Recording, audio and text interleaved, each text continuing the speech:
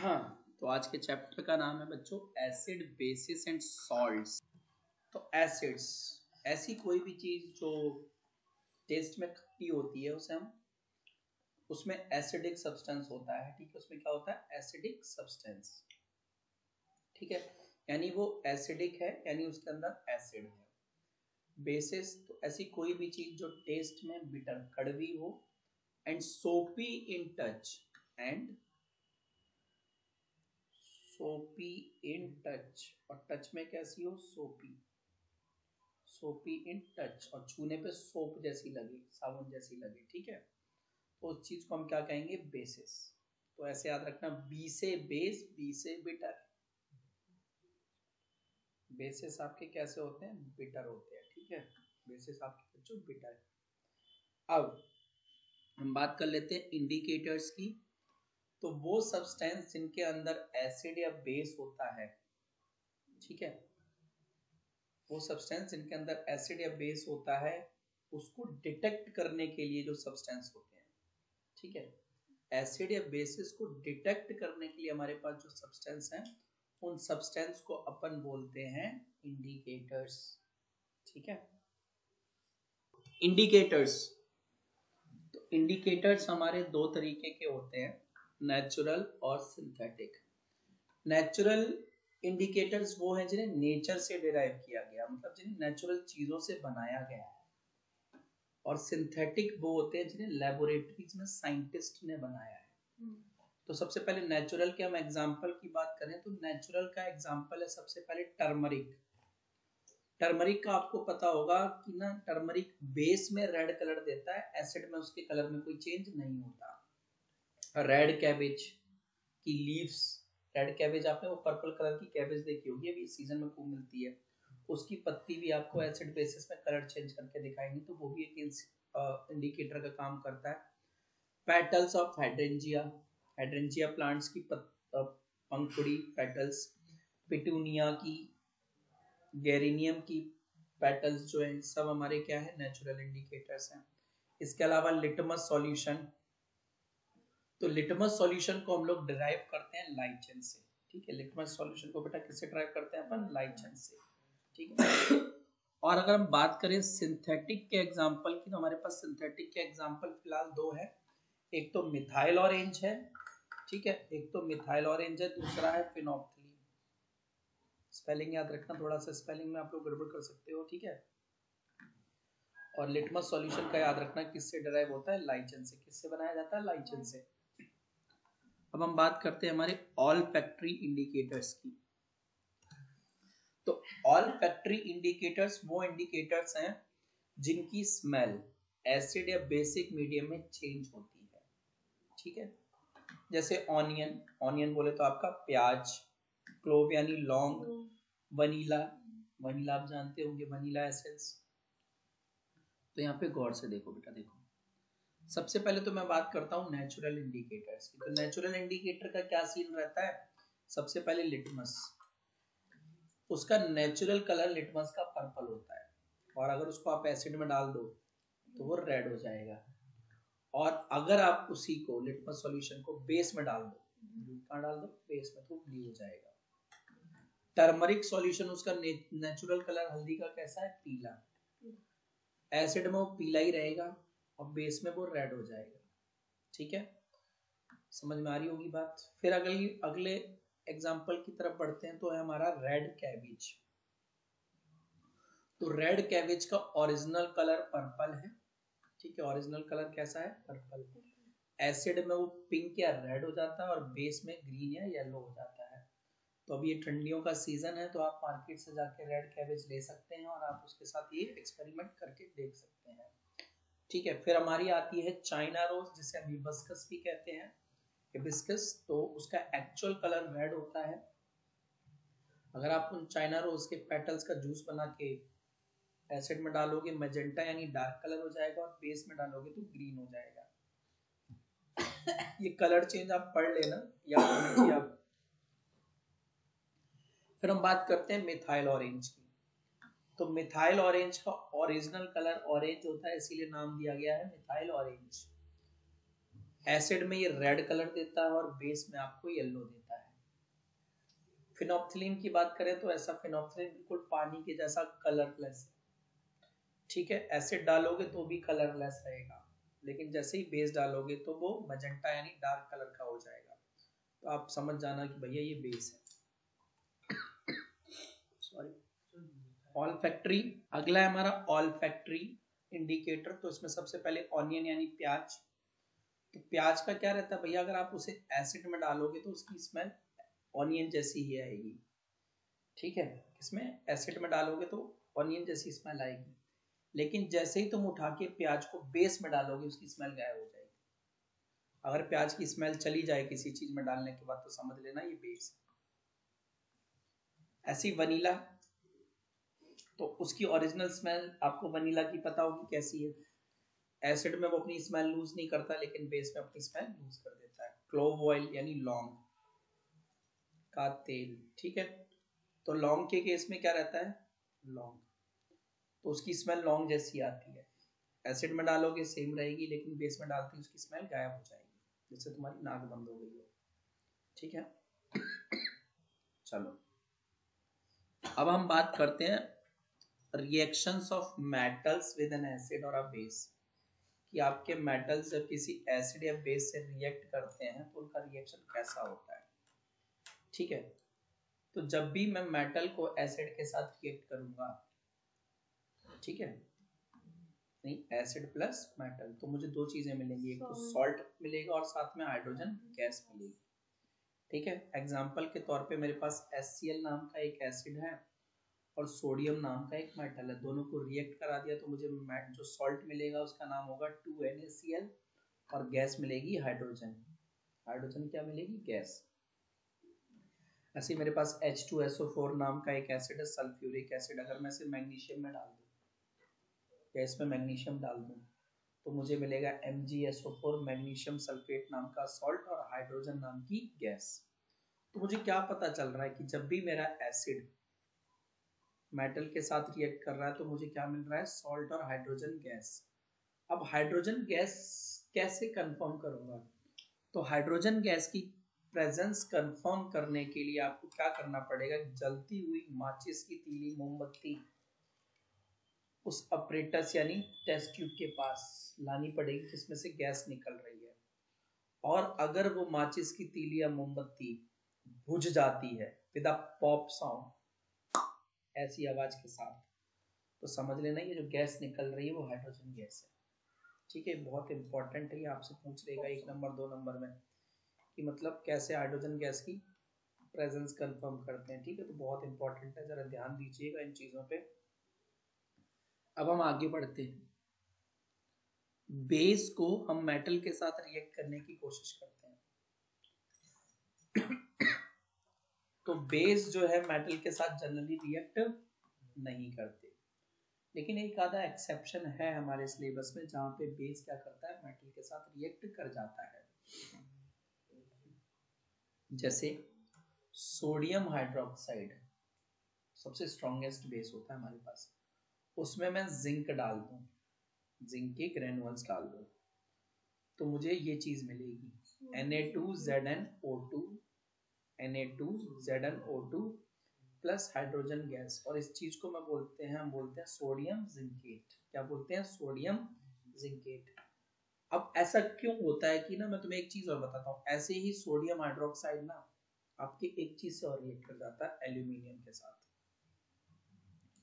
तब वो आपको देता है NaAlO2, ठीक है, प्लस H2, और इसे हम कहते हैं सोडियम एल्यूमिनेट। इसे हम कहते हैं बेटा सोडियम एल्यूमिनेट, ठीक है। This is known as sodium aluminate और हाइड्रोजन गैस।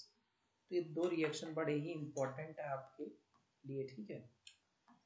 चलो अब मेटालिक ऑक्साइड, तो नेचर कैसा होता है बेटा मेटालिक ऑक्साइड का, बेसिक। कैसा नेचर होता है, basic. Metallic oxide are basic.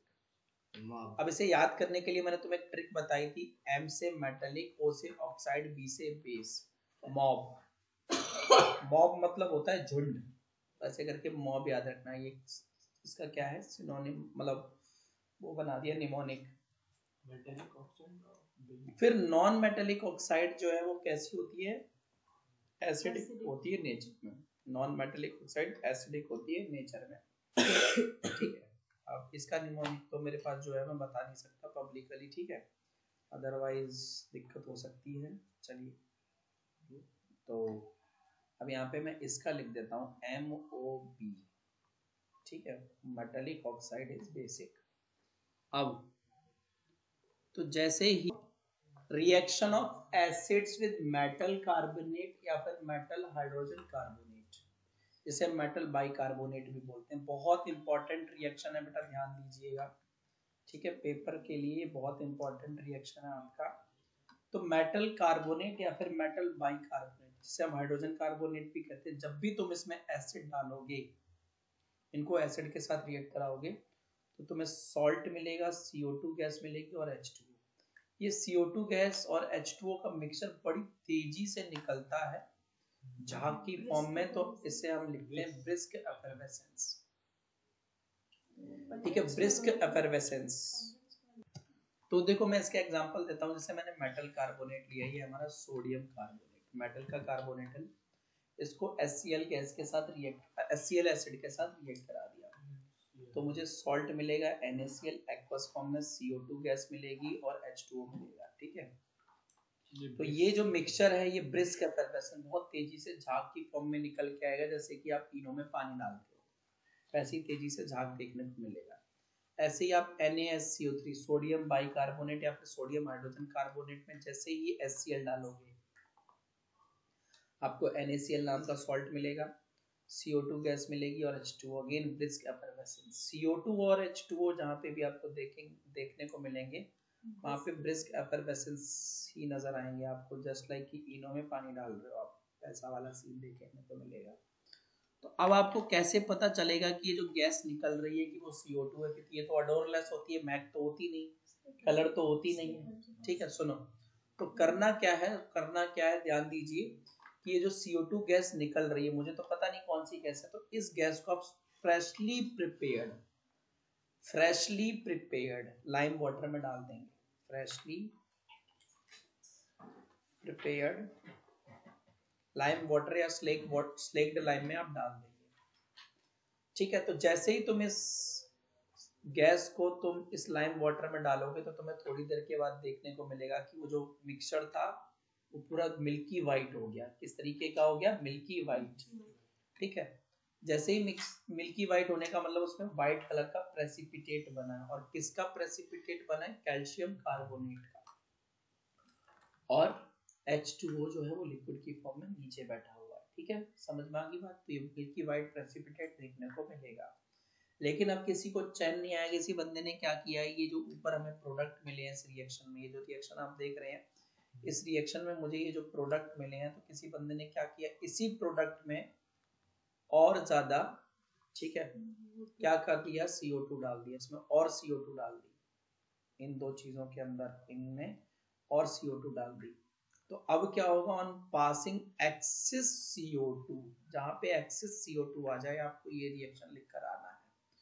तो जैसे ही तुम कैल्शियम कार्बोनेट और वाटर के मिक्सचर में, जो कि मुझे ऊपर मिले थे, कार्बन डाइऑक्साइड गैस और पास कर दोगे, तो तुम्हें मिलेगा कैल्शियम हाइड्रोजन कार्बोनेट। तो ये रिएक्शन भी बड़ा इंपॉर्टेंट हो जाता है, याद रखना। अब मैंने बार बार आपको एम्फसाइज करके बोला कि यहाँ फ्रेशली प्रिपेयर्ड, यहाँ पे फ्रेशली प्रिपेयर्ड आपको लाइम वाटर लेना। क्यों फ्रेशली प्रिपेयर्ड लेना बेटा? अगर फ्रेशली प्रिपेयर्ड नहीं लोगे और लाइम वाटर को खुला छोड़ दोगे, तो हमारे एटमॉस्फेयर में जो CO2 गैस है वो उस लाइम वाटर के साथ रिएक्ट कर देगी और उसमें मिल्की अपीयरेंस डाल देगी। तो भैया आप फिर डिटेक्ट ही नहीं कर पाओगे, पहले से ही मिल्की हो जाएगा, ठीक है, पहले से ही मिल्की होगा, और तुम उसमें CO2 डालोगे तो पहले से ही मिल्की, कोई चेंज ही देखने को नहीं मिलेगा, तो आप फिर बता नहीं सकते ना कौन सी गैस है, इसीलिए फ्रेशली प्रिपेयर्ड लिया जाता है। तो कैल्शियम कार्बोनेट की अलग अलग फॉर्म्स की बात करें, तो कैल्शियम कार्बोनेट आपको लाइमस्टोन की फॉर्म में,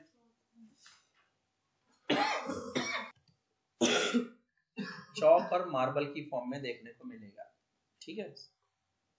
अब क्या हो अगर एक एसिड जो है बेस के साथ रिएक्ट कर जाए, तो एसिड और बेस के बीच में होने वाले रिएक्शन से हमें मिलता है सॉल्ट और वाटर, और इस रिएक्शन को अपन बोलते हैं न्यूट्रलाइजेशन रिएक्शन। ठीक है, जब कभी भी हमारा एसिड बेस के साथ रिएक्ट करेगा तो हमें सॉल्ट और वाटर मिलेगा, और इस रिएक्शन को अपन कहेंगे न्यूट्रलाइजेशन रिएक्शन। तो न्यूट्रलाइजेशन रिएक्शन क्या होता है? ये एसिड और बेस के बीच में वो रिएक्शन जिससे हमें सॉल्ट और वाटर मिले एज प्रोडक्ट, उसे हम न्यूट्रलाइजेशन रिएक्शन कहते हैं। एग्जांपल के तौर पे अगर मैं हाइड्रोक्लोरिक एसिड HCl में NaOH सोडियम हाइड्रोक्साइड बेस डाल दूं तो मुझे सॉल्ट देखने को मिलेगा, सोडियम क्लोराइड, और साथ में मुझे वाटर भी मिलेगा। ठीक है, अब यहाँ पे एक चीज देखने वाली बात बेटा ये है कि अगर आप स्ट्रॉन्ग एसिड में वीक बेस डालोगे तो देखो इसमें स्ट्रॉन्ग क्या है? एसिड, तो सॉल्ट भी हमें एसिडिक मिलेगा। और अगर मैं स्ट्रॉन्ग बेस में वीक एसिड डालूंगा तो स्ट्रॉन्ग कौन है? बेस, तो सॉल्ट कैसा होगा? बेसिक सॉल्ट होगा। ये चीज आप याद रखना, पेपर में आपसे पूछेगा तो आपको यहाँ ध्यान देना पड़ेगा। ठीक है, अब मेटेलिक ऑक्साइड, मैंने तुम्हें थोड़ी देर पहले बताया था कि metallic oxide MOB, metallic oxide are basic in nature. ठीक है, तो क्या हो अगर हम मेटेलिक ऑक्साइड को एसिड के साथ रिएक्ट कराएं तो भैया, क्योंकि हमें पता है मेटेलिक ऑक्साइड कैसी होती है? बेसिक, यानी बेस को हम एसिड के साथ ही तो रिएक्ट करा रहे हैं, तो सॉल्ट प्लस वाटर यानी न्यूट्रलाइजेशन रिएक्शन ही होगा। ठीक है, क्योंकि हमारी मेटेलिक ऑक्साइड बेसिक नेचर की है और एसिड के साथ रिएक्ट होंगी, तो न्यूट्रलाइजेशन रिएक्शन सॉल्ट और वाटर मिलेगा। ठीक है, एक एग्जांपल देखते हैं कि मेरे पास एक MgO मैग्नीशियम ऑक्साइड नाम की गैस है। गैस क्या सब्सटेंस है? इसे मैंने HCl में डाल दिया तो मुझे सॉल्ट मिलेगा MgCl2 + 2H2O। ठीक है, अच्छा, ऐसे ही मेरे पास एक ऐसी MgOH होल ट्वाइस, ये तो आपको पता ही है बेस, और HCl में डाल दो तो भी तुम्हें क्या मिलता है? MgCl2 + H2O। देख रहे हो, प्रोडक्ट दोनों सेम ही है, सॉल्ट प्लस वाटर, यानी न्यूट्रलाइजेशन रिएक्शन ही होगा जब भी आप मेटेलिक ऑक्साइड को एसिड के साथ रिएक्ट कराओगे तो। अब क्वेश्चन आता है कि what happens when copper oxide is dissolved in HCl। अगर आप कॉपर ऑक्साइड को HCl में डालो तो जो कॉपर ऑक्साइड है बेसिकली ग्रीन, तो देखो बेटा गलती से मैंने लिख दिया होगा, ठीक है, मैं यहाँ करेक्ट कर देता हूँ। हमें पता ही है कॉपर ऑक्साइड, फर्स्ट चैप्टर में पढ़ा था हमने कि कॉपर के बर्तन को गर्मा गर्म हीट कर दिया था, वो काला पड़ गया था, reddish brown metal on heating, याद होगा आपको। तो ये ब्लैक कलर की ऑक्साइड होती है। इसे जब HCl के साथ रिएक्ट कराओगे तो तुम्हें ये देगा CuCl2 + H2O, और ये CuCl2 copper chloride blue green colour का होता है। इस कलर का होता है ब्लू ग्रीन कलर का। तो जब आप व्हेन ग्रीन कलर्ड, तो बेटा ये जो तुम्हारी ब्लैक कलर की ना, ब्लैक कलर की CuO थी, वो HCl में डिसॉल्व होकर आपको एक ब्लू ग्रीन सॉल्यूशन देगी कॉपर क्लोराइड का अलॉन्ग विद वाटर।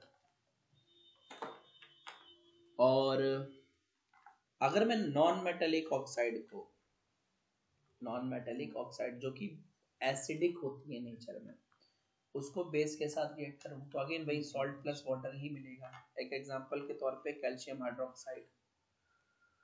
ठीक है, कैल्शियम हाइड्रोक्साइड ये हमारा बेस है, और नॉन मेटेलिक CO2 हमारी नॉन मेटेलिक ऑक्साइड। इन दोनों को रिएक्ट करोगे तो आपको सॉल्ट मिलेगा CaCO3 + H2O एंड लिक्विड की फॉर्म में। ठीक है, तो अब सवाल आता है कि why should curd and salt substance not be kept in brass and copper vessel. देखो ब्रास कॉपर वेसल, ठीक है, इनके अंदर हमें कह रहा है कि कोई भी खट्टी चीज या फिर दही क्यों ना रखना चाहिए। तो देखो खट्टी चीज यानी सॉर सब्सटेंस या फिर कर्ड, उनमें होता है एसिड। ठीक है, और जैसे ही तुम इन एसिड्स को मेटल के वेसल्स में रखोगे, ब्रास या कॉपर में रखोगे, तो ये क्या करेंगे? उस मेटल के साथ रिएक्ट कर जाएंगे और पॉइजनस सॉल्ट देंगे आपको, पॉइजनस सब्सटेंस यानी पॉइजनस सॉल्ट देंगे। ठीक है, और वो पॉइजनस पॉइंट काफ़ी खतरनाक हो सकता है, तो इसीलिए खट्टी चीज़ें और दही वगैरह को कभी भी तांबे के बर्तन पे यानी कॉपर या फिर ब्रास वेसल में नहीं रखना चाहिए, नहीं तो पता चले फिर सुबह खाए और दोपहर में निकल लिए। ठीक है, तो क्वेश्चन है कि which gas is released when an acid reacts with a metal. जब एक एसिड मेटल के साथ रिएक्ट करता है तो कौन सी गैस निकलती है, एक एग्जांपल दो, और तुम उस गैस की प्रेजेंस कैसे पता करोगे। तो एसिड प्लस मेटल, आपको पता है सॉल्ट और हाइड्रोजन गैस मिलता है। और एक एग्जांपल दिया कि जिंक को HCl के साथ रिएक्ट कराया तो ZnCl2 प्लस H2। अब इस जिंक क्लोराइड और H2 के मिक्सचर में से हाइड्रोजन गैस कैसे पता करोगे, तो आपको बताया था मैंने, जलती हुई माचिस की तीली ले जाओ, अगर वो पॉप की साउंड के साथ बुझ जाती है तो समझ लेना हाइड्रोजन कंफर्म है।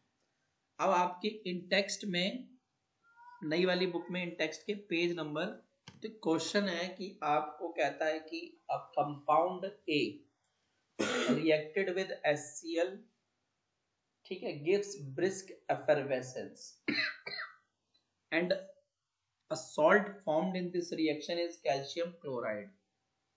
समझ में आ रहा है, कह रहा है एक कंपाउंड है A, उसको जब हमने HCl के साथ रिएक्ट कराया तो हमें ब्रिस्क एफरवेसेंस मिले और साथ में कैल्शियम क्लोराइड मिला। तो देखो जब भी तुम क्वेश्चन में ब्रिस्क एफरवेसेंस देखोगे तो तुम्हें पता चल जाना चाहिए कि ब्रिस्क एफरवेसेंस का मतलब mixture of CO2 and H2O। ठीक है, अच्छा, फिर कह रहा है कि इस ब्रिस्क एफरवेसेंस के साथ साथ एक जो प्रोडक्ट बन रहा है उसका नाम है कैल्शियम क्लोराइड यानी CaCl2। तो अब आपको A पहचानना है। तो मुझे खूब अच्छे से पता है जब भी मैं मेटल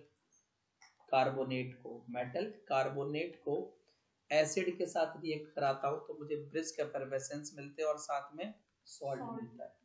तो यहाँ पे कौन सा है, अगर कैल्शियम मेटल आया है तो जो मतलब O कार्बोनेट, क्योंकि देखो CO2 और H2O मुझे सॉल्ट के साथ कब मिलेगा, जब मेटल कार्बोनेट को हम एसिड के साथ रिएक्ट कराएंगे। तो यहाँ ऑब्वियस सी बात है मेटल कौन सा है, कैल्शियम, तो कैल्शियम की कार्बोनेट होगी CaCO3 प्लस 2HCl, ये आपको देगा CaCl2 plus CO2 plus H2O, इनको मिलकर ब्रिस्क एफरवेसेंस देंगे। ठीक है, चलो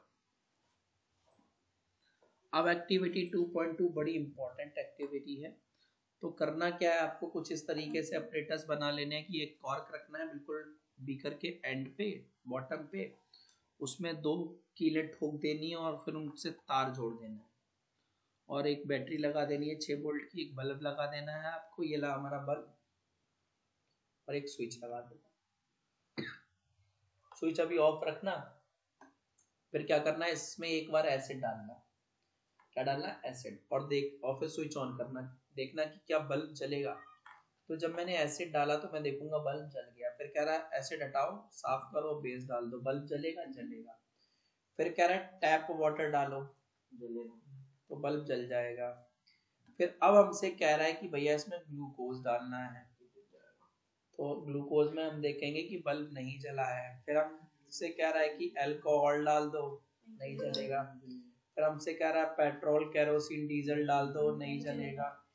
ठीक है, फिर हमसे कह रहा है प्योर वाटर डाल दो, तो नहीं जलेगा। ठीक है, तो इस रिएक्शन से मुझे क्या पता चला कि सिर्फ एसिड बेस या फिर टैप वाटर ही है जो हमारे इलेक्ट्रिसिटी कंडक्ट करते हैं, बाकी ग्लूकोज, अल्कोहल, पेट्रोल और प्योर वाटर इलेक्ट्रिसिटी कंडक्ट नहीं करता है। तो इसमें ना आपको 2 चीजें आ जाएंगी, एक होगा एनोड और एक होगा कैथोड। तो एनोड वो चीज होती है जिसे आप बैटरी के पॉजिटिव से कनेक्ट करते हो, और कैथोड वो चीज होती है जिसको आप बैटरी के नेगेटिव से कनेक्ट करते हो। ठीक है, तो अब ये जो लिक्विड डाल रहा था ना, मैं बार बार इसमें लिक्विड डाल रहा था, ठीक है, जो हम लिक्विड डाल रहे थे वो लिक्विड कभी तो होता है इलेक्ट्रोलाइट, कभी तो होता है नॉन इलेक्ट्रोलाइट। अब जो लिक्विड करंट को कंडक्ट कर दे, जिसमें बल्ब जल जाए, वो इलेक्ट्रोलाइट है, और जिसमें बल्ब ना जले वो नॉन इलेक्ट्रोलाइट है। तो इलेक्ट्रोलाइट में जो हमारे चार्ज कैरियर्स होते हैं, बहुत इंपॉर्टेंट चीज है कि इलेक्ट्रोलाइट में चार्ज कैरियर कौन सा होता है हमारा, तो वो होता है आयंस। क्या होता है, आयंस। और मेटल्स में जो चार्ज कैरियर्स होते हैं, चार्ज कैरियर जिनके फ्लो की वजह से करंट कंडक्ट होता है, वो होते हैं इलेक्ट्रॉन, जबकि इलेक्ट्रोलाइट में होते हैं आयंस। तो आप देखोगे कि जैसे ही तुम करंट पास करते हो तो तुम्हें H plus Cl minus ions, HCl डाला था और वो ना अपने आप को H प्लस Cl माइनस में तोड़ लेते हैं, डिसोसिएट हो जाते हैं। तोड़ना मतलब डिसोसिएट हो जाते हैं, जिसकी वजह से क्या होता है, जैसे ही आयंस टूट जाते हैं, यानी आयंस अब फ्री होते हैं मूव करने के लिए, ions are free to move, इसकी वजह से क्या होता है, ये इलेक्ट्रिसिटी कंडक्ट करते हैं। अब देखो तुम्हारा जो कैथोड होगा, कैथोड उस पे आएगा कटाइन, कैथोड पे क्या आएगा, कटाइन। और देखो कटाइन में ये निशान दिख रहा है आपको P का, वो प्लस में भी तो है, तो कटाइन पॉजिटिव नेचर का होता है। एनाइन में देखो एक का ये डंडा काला बनाया है, तो एनाइन में देखो नेगेटिव, ठीक है, एनाइन कैसा होता है, नेगेटिव।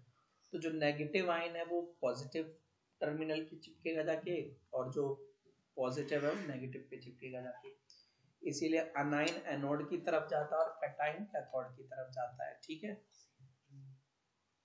तो अब क्वेश्चन आता है कि what happens when we pass electric current through an acidic solution. कह रहा है कि हम जब एसिडिक सॉल्यूशन से इलेक्ट्रिक करंट पास करेंगे तो क्या होगा, ठीक है। तो देखो जब भी हम एक इलेक्ट्रिक करंट पास करते हैं एसिड के सॉल्यूशन से, तो वो डिसोसिएट हो जाता है आयंस में, यानी आयंस में ब्रेक हो जाता है। किस तरीके के आयन से, कैटाइन और अनाइन की फॉर्म में।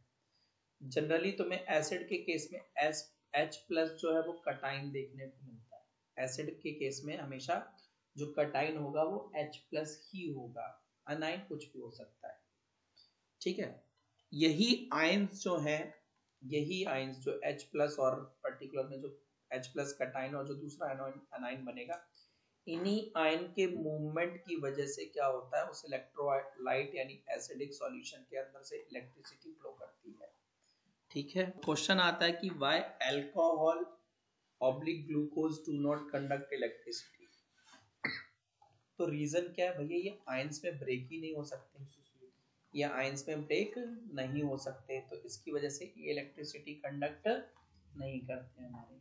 आई होप चीजें क्लियर हुई होंगी आपको, ठीक है। जो चीज आयंस में टूटेगी वो करंट कंडक्ट करेगी, अब ये टूट नहीं रहे हैं, करंट भी कंडक्ट नहीं करेंगे, ठीक है। चलो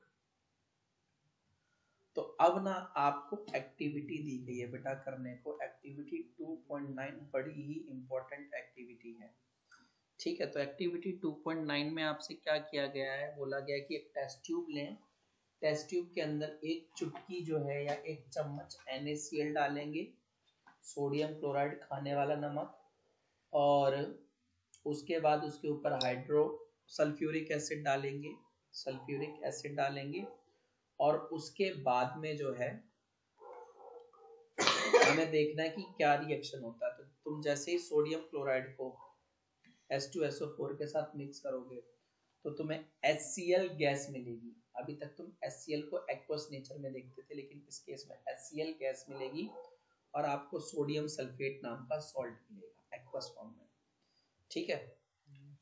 HCl गैस, अब क्या करना है, ये जो HCl गैस निकल रही है, इस गैस के पास आपको एक लिटमस पेपर लेके जाना है ब्लू कलर का, और क्या आप फिर आपको देखना है कि क्या ये HCl गैस ब्लू लिटमस का कलर चेंज कर पाएगी, ठीक है कि नहीं, है ना, कि नहीं। तो आप देखेंगे कि जब HCl गैस थी, HCl यानी हाइड्रोक्लोराइड गैस निकल रही थी, तो वो ब्लू लिटमस को रेड नहीं कर पा रही थी, ठीक है, वो ब्लू लिटमस को रेड नहीं कर पा रही थी। फिर आपने क्या किया, आपको वही बोला कि जो ब्लू लिटमस तुम्हारे हाथ में, इसको गीला कर लो और अब लेके जाओ टेस्ट ट्यूब के मुंह पे। तो जैसे ही तुम ब्लू लिटमस को गीला करके टेस्ट ट्यूब के मुंह पे लेकर जाओगे तो तुम देखोगे कि अब वो जो ब्लू लिटमस है वो रेड में कन्वर्ट हो गया है, ठीक है, अब वो ब्लू लिटमस रेड में कन्वर्ट हो गया है।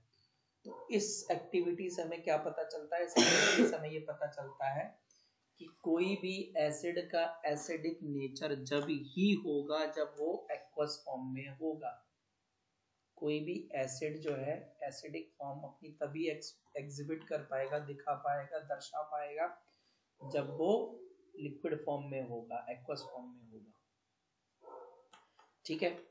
फिर यहाँ पे ये भी बोला था कि अगर भैया मौसम जो है वो क्या बोलते हैं ह्यूमिड है, मॉइस्चर है मौसम में, तो आप उस रिएक्शन को करने के लिए गार्ड ट्यूब्स ले सकते हैं, गार्ड ट्यूब जिसके अंदर कैल्शियम क्लोराइड होगा। तो तुम्हारे दिमाग में सवाल ये आता है कि भैया ये गार्ड ट्यूब जिसमें कैल्शियम क्लोराइड है उसका काम क्या है? तो guard tube containing calcium chloride prevents the gas from getting humid. ये जो HCl गैस निकल रही है वो ह्यूमिड ना हो जाए, गीली ना हो जाए, उसको रोकने के लिए अपन क्या करते हैं, गार्ड ट्यूब का यूज करते हैं। तो कह रहा है इस एक्सपेरिमेंट में कौन सी गैस निकली है? तो इस एक्सपेरिमेंट में बेटा हमारी हाइड्रोक्लोरिक गैस निकली है, ठीक है, हाइड्रोक्लोरिक कह लो, हाइड्रोक्लोराइड गैस कह लो। किस केस में ब्लू लिटमस ने अपना कलर चेंज किया? जब वो सूखा था कि जब वो गीला था? ठीक है, तो जब वो गीला था, in wet state the colour of wet blue litmus paper will change into red.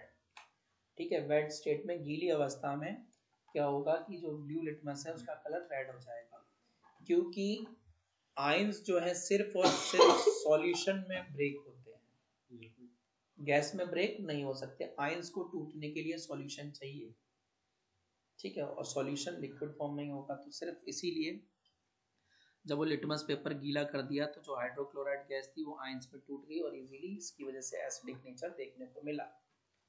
तो कह रहा है why only HCl solution changes the colour of blue litmus not the HCl gas. Obvious ही बात है, सेम क्वेश्चन है, क्योंकि जो आयंस का डिसोसिएशन है ना वो सिर्फ और सिर्फ सॉल्यूशन में हो सकता है, इसीलिए HCl सॉल्यूशन कलर चेंज करता है, HCl गैस चेंज नहीं करती।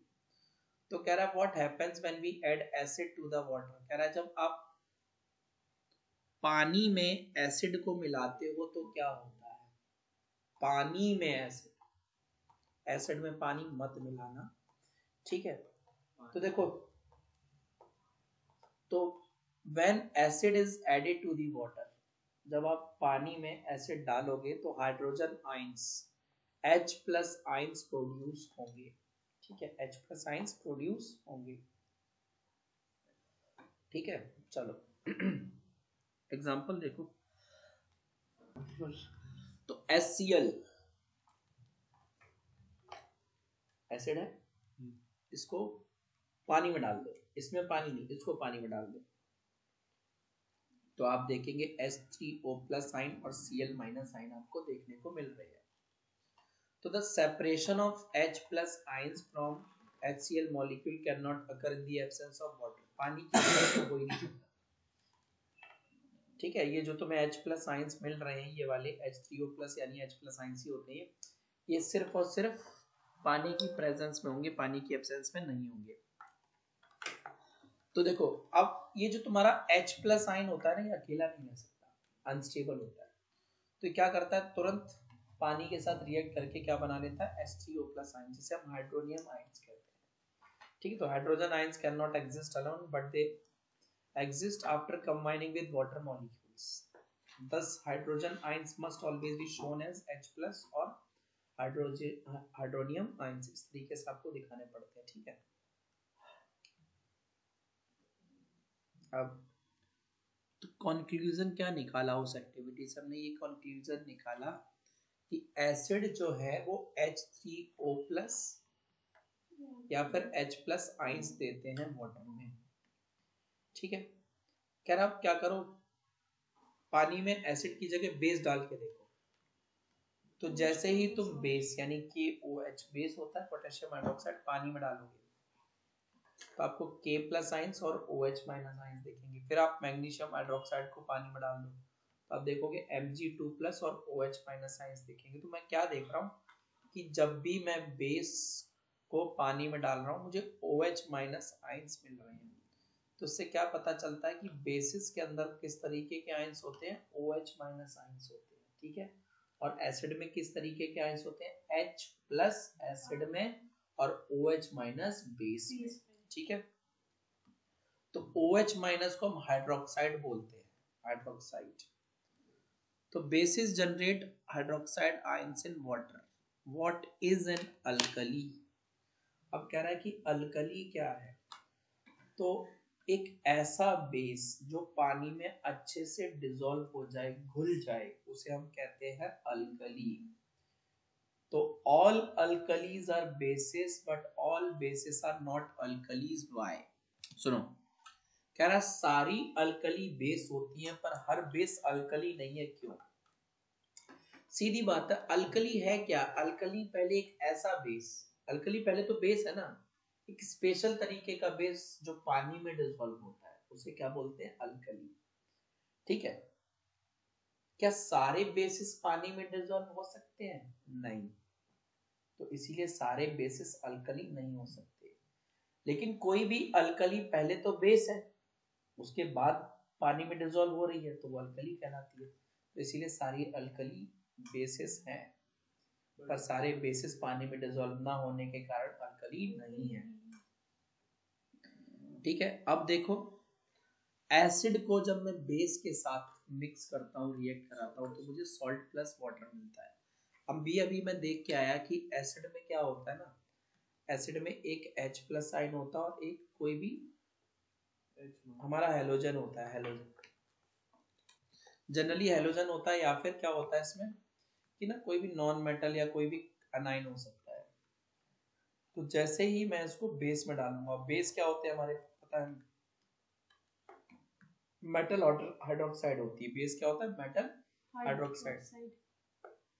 तो होता क्या है कि ये जो मेटल है और ये जो नॉन मेटल है, इनकी बॉन्डिंग बड़ी अच्छी होती है, तो तुरंत ये दोनों आपस में आके कंबाइन हो जाते हैं और ये H और ये OH मिलकर H2O बनाते हैं। ठीक है। एग्जाम्पल के तौर पे देखो, NaCl, नहीं सॉरी, HCl और NaOH। Cl हमारा नॉन मेटल है, Na हमारा मेटल है, दोनों कंबाइन हो जाएंगे, NaCl बन जाएंगे। बचा क्या? HOH। HOH बोले तो H2। ठीक है। चलो, अब कह रहा है describe the process of dilution. Dilution की प्रोसेस को डिस्क्राइब करो। तो देखो, डाइल्यूशन की प्रोसेस में आपको करना क्या होता है कि खूब सारे पानी में, लॉट्स ऑफ वाटर में, एसिड को bit drop by drop add करना है। खूब सारे पानी में एसिड को बूंद बाय बूंद, एक एक बूंद करके डालना है और साथ में कांस्टेंट स्टिरिंग करके और हिलाते रहना है उसको आपको। ठीक है, समझ में आ गई बात? और बहुत लो क्वांटिटी में डालोगे एसिड। तो why is it advised not to add water to the concentrated acid या base? कह रहा है कि क्यों ऐसा कहा जाता है कि मतलब आप मतलब कंसंट्रेटेड एसिड या बेस में पानी मत डालो। कंसंट्रेटेड एसिड या बेस में पानी डालने को क्यों मना किया जाता है? देखो, तो ये जो प्रोसेस है ना जिसमें हम एसिड या बेस, एक वो प्रोसेस जिसमें एसिड या बेस को पानी में डालते हैं, वो हाईली एक्सोथर्मिक है।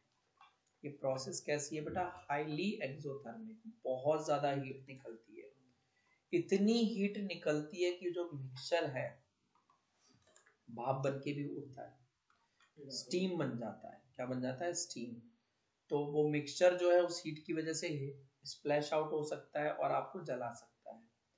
या हीट ज्यादा हो गई तो जिस कांच में आप ये कर रहे हो वो ब्रेक हो जाएगा और वो आपकी बॉडी के ऊपर गिर जाएगा। और वो कांच क्यों हीट होता है? एक्सेसिव लोकल हीटिंग, बहुत ज्यादा हीटिंग की वजह से। ठीक है, तो आप जला सकते हो। इस वजह से आपको हमेशा क्या करना चाहिए? खूब सारे पानी में ड्रॉप बाय ड्रॉप एसिड डालना चाहिए। ठीक है, जस्ट लाइक कि मम्मी एसिड डालना चाहिए अगर बेस की। जैसे कि मान लो हमारी मम्मी पूड़ियाँ बना रही हैं, रिफाइंड खौल रहा है, एक बूंद भी उस रिफाइंड में, खौलती हुई रिफाइंड में अगर तुमने पानी डाल दिया ना, छट छट छट छट छट एकदम तूफान शुरू हो जाएगा किचन में, है ना? लेकिन अगर तुम यही चीज तुम ऐसे सपोज कर लो कि तुमने खूब सारी टंकी भरी है 200 लीटर की, उसमें क्या बोलते हैं 5-6 बूंदे खौलते हुए तेल की डाल दी, कोई फर्क पड़ेगा? नहीं पड़ेगा। लेकिन अगर खौलते हुए तेल में एक बूंद भी आपने अगर पानी की डाल दी तो फर्क पड़ता है, वो भी हाईली एक्सोथर्मिक रिएक्शन होता है। सेम यही चीज है। ठीक है, चलो। तो अगर H प्लस आइंस का कंसंट्रेशन ज्यादा होगा तो एसिड हमारा कंसंट्रेटेड होगा, और अगर OH माइनस आइंस ज्यादा है तो हमारा बेस जो है कंसंट्रेटेड होगा। कह रहा है कि एसिड या बेस को जब हम पानी में डालते हैं तो होता क्या है। देखो, अगर हम एसिड को पानी में डालते हैं तो H3O प्लस आइंस डिक्रीज हो जाते हैं। अगर हम एसिड को पानी में डालते हैं तो H3O प्लस आइंस क्या होते हैं, डिक्रीज। और अगर हम बेस को पानी में डालते हैं तो हमारे OH माइनस आइंस डिक्रीज होते हैं। ठीक है, पर यूनिट वॉल्यूम। और इस प्रोसेस को हम डाइल्यूशन कहते हैं, और उस एसिड या बेस को हम डाइल्यूटेड कहते हैं। तो डाइल्यूशन ऑफ एन एसिड, किसी भी एसिड का जब हम डाइल्यूशन करते हैं, ठीक है, तो it results in the decrease of H3O plus ions. तो एसिड से H3O प्लस आइंस डिक्रीज हो जाते हैं। और जब कभी भी हम बेस को डाइल्यूट करते हैं तो OH माइनस आइंस क्या हो जाते हैं, डिक्रीज हो जाते हैं। ठीक है, तो OH माइनस आइंस क्या हो जाते हैं, हमारे डिक्रीज। चलो, अब हमें पता कैसे करें कि हमारा कोई भी एसिड या बेस कितना ज्यादा स्ट्रॉन्ग है, कितना कंसंट्रेटेड है। तो इसके लिए हमारे पास एक स्केल है जिसे हम कहते हैं pH scale. A scale used for measuring the concentration of hydrogen ions in a solution is called pH scale। ठीक, तो pH में जो P है वो पोटेंस होता है। पोटेंस का मतलब पावर, ठीक है। तो pH का मतलब, और H जो है हाइड्रोजन को सिंबलाइज करता है, तो pH का मतलब क्या हो गया, पावर ऑफ हाइड्रोजन। तो जो pH है वो तुम्हारा 0 से शुरू होकर 14 तक जाता है, जिसमें 0 to 7 इंक्लूड नहीं हुआ है। हमारा एसिडिक होता है, एग्जैक्ट 7 जो है हमारा न्यूट्रल होता है, फिर 7 से 14, 7 से थोड़ा सा भी ज्यादा, वो हमारा क्या होता है, बेसिक होता है। वो अपना क्या होता है बच्चों, बेसिक होता है। ठीक है, तो in case of acid, acid के केस में जो पीएच का कलर होता है वो डार्क रेड से लाइट ऑरेंज तक जाता है, जिसमें डार्क रेड कलर आपको कंसंट्रेटेड एसिड दिखाता है और लाइट ऑरेंज जो है वो डाइल्यूट एसिड दिखाता है। न्यूट्रल सब्सटेंस है तो पीएच का कलर ग्रीन होगा। और अगर बेस है तो आपका जो बेस वाली साइड का पीएच होता है वो लाइट वॉयलेट से डार्क ब्लू तक जाता है, नेवी ब्लू तक, जिसमें लाइट वॉयलेट जो है डाइल्यूट बेस को दिखाती है और डार्क ब्लू जो है वो कंसंट्रेटेड बेस को दिखाती है। तो ये चीजें आपको याद रखनी है। कह रहा है lesser the value of pH more the acidic substance will be. जितना कम पीएच होगा उतना ज्यादा सब्सटेंस एसिडिक होगा। ठीक है, समझ में आ गई बात। आगे चलते हैं, ये तो मैंने ऐसे ही रफ दिया हुआ है। अब higher the hydronium ion concentration, जितना ज्यादा हाइड्रोनियम आयन यानी H प्लस आयन का कंसंट्रेशन होगा, पीएच उतना ही कम। पीएच उतना ही कम मतलब मैंने क्या बोला कि जो तुम्हारा H प्लस आयन होता है वो इनवर्सली प्रोपोर्शनल होता है किसके, पीएच की। आप अभी कॉपी में लिख लेना बेटा, ठीक है, क्योंकि मैंने नोट्स में डाला नहीं है, आई विल इंक्लूड लेटर। तो देखो, मैंने आपको बोला था कि आप लिख लेना कि बेटा जो तुम्हारा पीएच है वो इनवर्सली प्रोपोर्शनल है H प्लस आयंस के। तो इसका मतलब क्या है, इसका मतलब ये है कि अगर हमारा पीएच ज्यादा है तो H प्लस आयंस का कंसंट्रेशन कम होगा, और अगर हमारा पीएच कम है तो H प्लस आयंस का कंसंट्रेशन ज्यादा होगा। तो पीएच स्केल पे जैसे ही आप 0 to 7 की तरफ जाने लगते हो तो हमारा सब्सटेंस एसिडिक लेस एसिडिक होता चला जाता है, उसकी स्ट्रेंथ डिक्रीज होने लगती है। और जैसे ही आप क्या बोलते हैं पीएच पे 7 से 0 की तरफ बढ़ने लगते हो, लेफ्ट की तरफ आने लगते हो, तो उसकी स्ट्रेंथ इंक्रीज होने लगती है, यानी वो मोर एसिडिक होता चला जाता है। अब ऐसे ही पीएच जो है ना तुम्हारा डायरेक्टली प्रोपोर्शनल होता है OH माइनस आयंस, मतलब जितना ज्यादा पीएच उतना ज्यादा OH माइनस आयंस, जितना कम पीएच उतना कम OH माइनस आयंस। ठीक है, समझ में आ गई बात। तो increase in pH value, increase in pH value from 0 to 7 indicates the decrease in H3O plus ions। कह रहा है जैसे जैसे पीएच की वैल्यू इंक्रीज करती जाएगी H3O प्लस आइंस की वैल्यू डिक्रीज करती जाएगी। फिर increase in pH value from 7 to 14, कह रहा है अगर पीएच वैल्यू का इंक्रीज होता है 7 से 14 की तरफ, 7 to 14 की तरफ अगर पीएच वैल्यू इंक्रीज होती है, यानी OH माइनस आइंस इंक्रीज होते हैं, मतलब आपका बेस जो है वो बहुत ज्यादा स्ट्रॉन्ग होता चला जाता है। ठीक है, आई होप ये चीजें आपको समझ आ रही होंगी। तो I would request you to kindly, है ना, पॉज द स्क्रीन और ये आप ये चीजें जो है वो एक बार लिख लो जरा।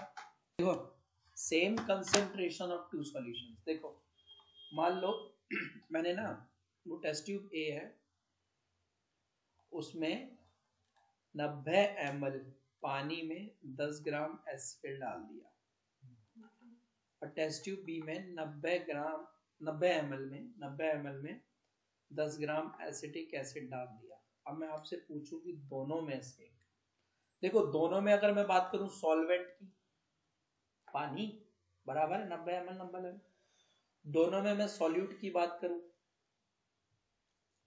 10-10 ग्राम सेम है, लेकिन फिर भी आपका ये जो HCl है, ठीक है, क्या है HCl, वो ज्यादा स्ट्रॉन्ग होगा, वो ज्यादा स्ट्रॉन्ग होगा। सवाल आता है क्यों? तो रीजन ये है, देखो रीजन क्या है, when the amount of both solute and solvent into given solutions are equal to each other, ठीक है, then the concentration of both the solution will be same, ठीक है। तो कह रहा है दोनों सॉल्यूशंस का कंसंट्रेशन क्या होगा, सेम होगा, ठीक है। Still HCl give more H plus ions, फिर भी आपको HCl में H प्लस आइंस ज्यादा मिलेंगे, H प्लस आइंस क्या होंगे, ज्यादा मिलेंगे, ठीक है। कंसंट्रेशन फॉर्मूला निकालने का आपको पता होगा, मास ऑफ सॉल्यूट अपॉन में मास ऑफ सॉल्यूशन इनटू 100, दोनों का सेम ही आएगा, कंसंट्रेशन दोनों का अगर आप निकालो तो सेम ही आएगा, 10/110 इंटू 100 सेम ही आ रहा होगा, ठीक है। लेकिन फिर भी HCl को जब तुम डाइल्यूट करोगे तो उसमें से H प्लस आइंस ज्यादा मिलेंगे, ठीक है, HCl से H प्लस आइंस ज्यादा मिलेंगे, ठीक है।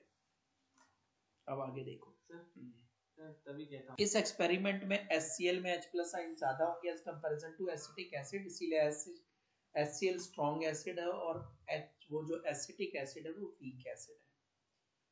NaOH और CaOH होल ट्वाइस में भी सेम ही कहानी है, NaOH में आपको OH माइनस आइंस ज्यादा मिलेंगे, अगर मैं उतना ही NaOH और उतना ही CaOH होल ट्वाइस पानी में डालता हूँ, सेम पानी में डालता हूँ, कंसंट्रेशन दोनों का सेम है, लेकिन OH माइनस आइंस ज्यादा कहाँ होंगे, NaOH, ठीक है, स्ट्रॉन्ग बेस हो जाएगा और ये वीक बेस हो जाएगा, ठीक है। चलो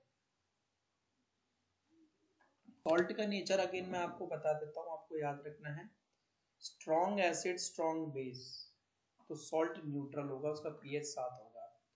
strong acid weak base, acid strong है और बेस वीक है तो सॉल्ट एसिडिक होगा। Weak acid strong base, acid weak है पर बेस स्ट्रॉन्ग है, स्ट्रॉन्ग कौन है, बेस, तो सॉल्ट भी कैसा होगा, बेसिक। और एसिड भी वीक है, बेस भी वीक है, तो सॉल्ट न्यूट्रल होगा, ठीक है। You need to remember these things.